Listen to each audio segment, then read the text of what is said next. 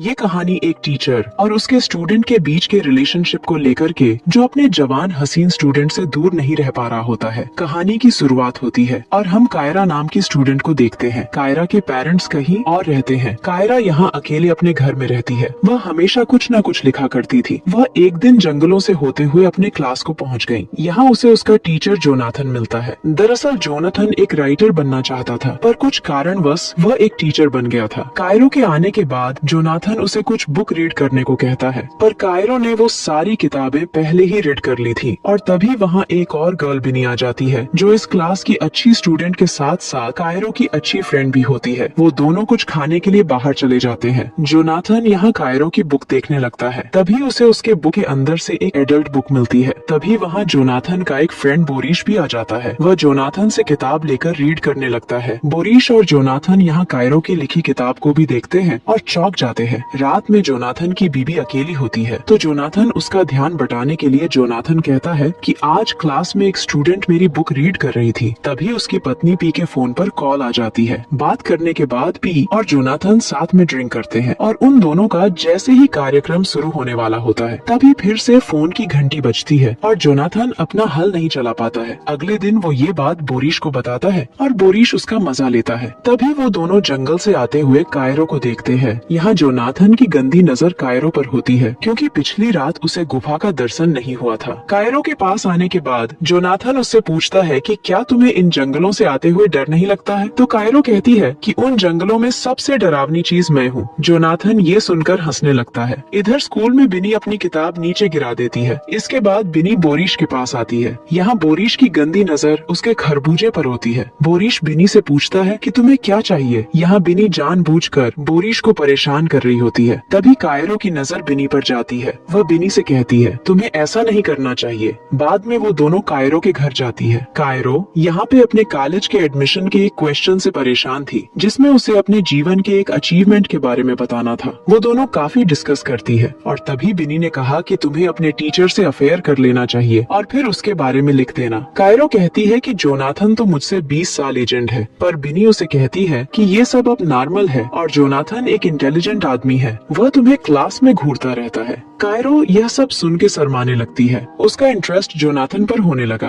अगले दिन से कायरो जोनाथन को घूर घूर कर देखने लगी। जोनाथन उसके पास आता है और कहता है कि मुझे स्कूल के बाद मिलना। क्लास के बाद जोनाथन बोरिश को डिनर के लिए इनवाइट करता है। बोरिश यहाँ से डांस करता हुआ चला जाता है। उसके जाने के बाद जोनाथन भी डांस करने लगा। तभी वहाँ कायरो आ जाती है। इसके बाद दोनों बैठकर बातें करने लगते हैं। जोनाथन चाहता था कि कायरो अपने बारे में एक स्टोरी लिखे जो उसे पसंद हो। अगर कायरो ऐसा करती है तो जोनाथन उसे एग्जाम में फुल नंबर देगा। कायरो बताती है कि मैंने भी आपकी किताब देखी है और यहाँ कायरो उसके किताब की कुछ लाइन बोलकर सुनाती है। फिर इसके बाद जोनाथन उसको अगले हफ्ते एक जगह बुलाता है, जहाँ वह इसके असाइनमेंट के बारे में डिस्कस करेगा। रात को बोरिश, जोनाथन और उसकी पत्नी पी डिनर के लिए गए, जहाँ बिनी ऑन ऑर्डर लेने के लिए आती है। पी ने पूछा कि क्या ये वही गर्ल है जिसके बारे में तुम बताते रहते हैं? जोनाथन ने कहा, नहीं, वो कायरो है। पर यहाँ पी जोनाथन से जेलस होती, क्योंकि जोनाथन का इंटरेस्ट कायरो के ऊपर होने लगा था। पी यहाँ पे जोनाथन की बेइज्जती करने लगती है। वह कहती है कि तुम में अब राइटर वाली बात नहीं रह गई। तुमने कुछ सालों से कुछ नहीं लिखा।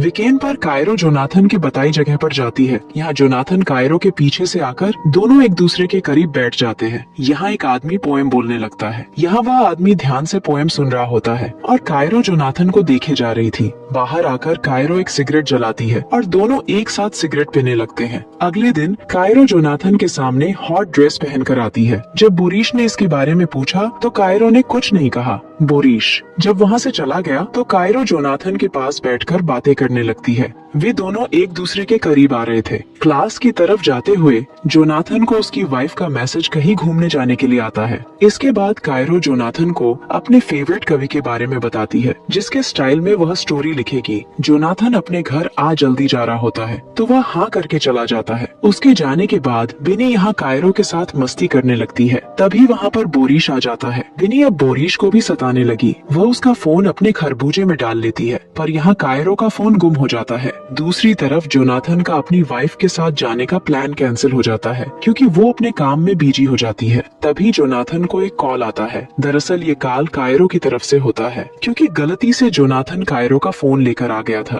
और इसके बाद जोनाथन कायरो का फोन देने के लिए उसके घर की तरफ चल दिया। उसके वहाँ पहुँचते ही वहाँ बारिश होने लगती है। तभी वहाँ कायरो ड्रेस बदलकर बाहर निकलती है। अब दोनों एक दूसरे को देखने लगते हैं, फिर वे किस करते हैं। इसके बाद जोनाथन वापस अपने घर आ जाता है। यहाँ जोनाथन को कायरो की तरफ से एक मैसेज आता है। तभी जोनाथन की पत्नी कहती है कि तुम्हारे यहाँ होने की वजह से मैं कुछ काम नहीं कर पा रही हूँ। इसके बाद वहाँ से जोनाथन एक छोटे से केबिन में चला जाता है। इसके बाद जोनाथन कायरो की भेजी हुई स्टोरी रीड करने लगा। इसमें जोनाथन और कायरो के लव के बारे में लिखा होता है। अगले दिन क्लास में जोनाथन आता है और वह कायरो को वैसे नहीं बुलाता जैसे पहले बुलाता था। कायरो ने पूछा कि क्या हुआ। जोनाथन कहता है कि मुझे तुम्हारी स्टोरी पसंद नहीं आई, उसमें बहुत ज्यादा गलत बातें हैं। कायरो ने कहा कि इस स्टोरी में मैंने हमारे बारे में लिखा है, पर जोनाथन साफ साफ कह देता है कि हमारे बीच ऐसा कुछ भी नहीं है, हम बस एक टीचर और स्टूडेंट है। ये सुनकर कायरो का दिल टूट जाता है।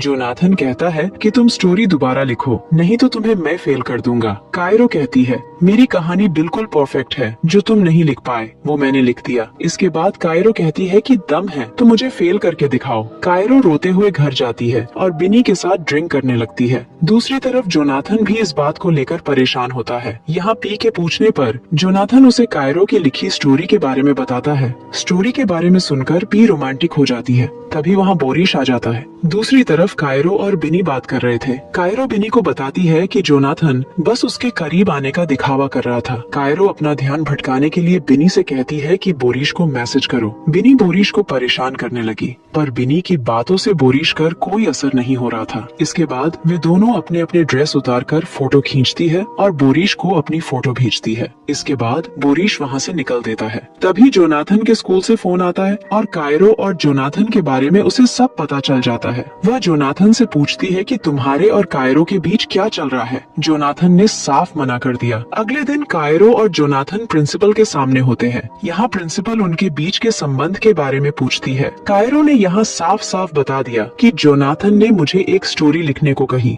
इसके बाद हमने सिगरेट पिया और एक दूसरे के साथ साथ रहे, और जब जोनाथन की बारी आई तो वह जवाब देने में हिचकिचा रहा था। इसके बाद प्रिंसिपल सब समझ जाती है और जोनाथन को स्कूल से निकाल देती है। स्कूल के बाहर जोनाथन से बोरिश मिलता है। वह कहता है कि तुम्हें अपनी लिमिट में रहना चाहिए था और अब लिमिट क्रॉस करने की वजह से तुम्हारी ऐसी हालत है। घर पहुंचने के बाद जोनाथन ने पी को बताया कि उसे नौकरी से निकाल दिया गया है। उसकी बीवी को उस पे शक होने लगता है। वह फिर से उससे पूछती है कि क्या तुमने कायरो के साथ कुछ किया, तो जोनाथन फिर से मना कर देता है। उसकी बीवी फिर से पूछती है कि क्या तुम्हारे दिल में कायरो के लिए कुछ फीलिंग है। इस पे जोनाथन कुछ नहीं बोलता है। वो दोनों एक दूसरे के साथ बहस करने लगते हैं और एक दूसरे की कमियां गिनवाने लगते हैं, और बात यहाँ तक पहुँच जाती है कि जोनाथन की बीवी उससे डाइवोर्स देने को कह दी। दूसरी तरफ बिनी कायरो से मिलती है और कहती है कि तुमने जो कुछ जोनाथन के साथ किया ये गलत है, पर इस बात से कायरो को कोई फर्क नहीं होता है। दरअसल वह अब जोनाथन से बदला लेना चाहती थी। कायरो ने इन सब चीजों को अपनी ग्रेटेस्ट अचीवमेंट बताया। इसके बाद कायरो कहती है कि जोनाथन के पास न ही नौकरी है और न ही उसकी वाइफ है। अब अकेले क्या जोनाथन कुछ लिख पाएगा। इसी के साथ मूवी समाप्त हो जाती